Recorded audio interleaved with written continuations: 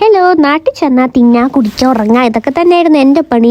പിന്നെ ഊരുതണ്ട ഗായ്സ്, അത് മസ്താണല്ലോ. അപ്പോൾ ഒന്നും നോക്കിയില്ല, ഞാൻ എല്ലാവരെയും പോലെ രാവിലെ എണീക്കുന്നു, പല്ല് തേക്കുന്നു, കുളിക്കുന്നു, കുളിച്ചില്ലെങ്കിലും കിച്ചണിൽ പോകുന്നു, അമ്മ ഇട്ട് വെച്ച ചായ ചൂടാക്കി കുടിക്കുന്നു. അതൊക്കെ ഒരു ടാസ്ക് ആണല്ലോ.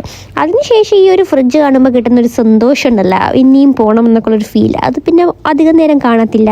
കാരണം ഇവിടെയൊക്കെ പോകണമെങ്കിൽ എന്ത് വേണം? പൈസ വേണം. പൈസ വേണമെങ്കിൽ എന്ത് വേണം? ജോലിക്ക് പോകണം അല്ലേ? ഒക്കെ മൂട് പോയി. So come to the point. നമുക്ക് ഈ ചായയൊക്കെ കുടിച്ച് ഇവിടെ ഇരിക്കാം. ബൈ ദ ബൈ, ഇതെൻ്റെ സൈക്കിളല്ല. എൻ്റെ ഫേസ് കണ്ടറിയാം, എന്തോ അടിച്ച് കിണ്ടിയായിട്ടിരിക്കുന്നൊരു ലുക്ക് കിട്ടും. വേറൊന്നും കൊണ്ടല്ല, കണ്ണുകടിയാണ്, പൊടിയൊക്കെ ആയിട്ട് കുറച്ച് പ്രശ്നങ്ങളായിട്ട്. പിന്നെ ഇതിനെയൊക്കെ രാവിലെ എങ്ങനെ ഓട്ടിക്കുക എന്നുള്ള രീതിയിലാണ് ഞാൻ ചാടി എണീക്കുന്നത്. പക്ഷേ ഇതൊക്കെ എന്നെ ഇട്ട് ഓട്ടിക്കുന്നത് ഞങ്ങൾ കാണുന്നത്. എൻ്റെ ഒരു വലിയ ഹോബി ഇതൊക്കെ തന്നെയാണ്. സോ പെറ്റ്സ് എനിക്ക് ഇഷ്ടമാണ്. എൻ്റെ വീടൊരു മൃഗശാലയാണ് guys. By the by, this is Mrs Pappini. കണ്ടൽ അഗ്രസീവ് ലുക്കായിട്ടൊക്കെ തോന്നാം, പക്ഷേ ഷീസ് വെറും ലോല ഹൃദയത്തിയാണ്.